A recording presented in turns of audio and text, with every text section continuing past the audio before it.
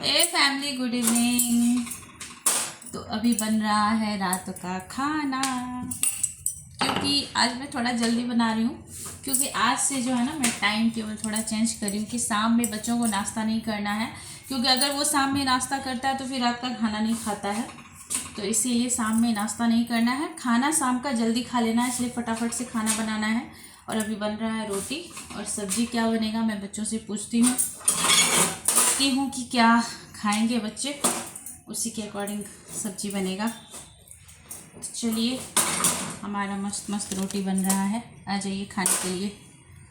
Bye bye.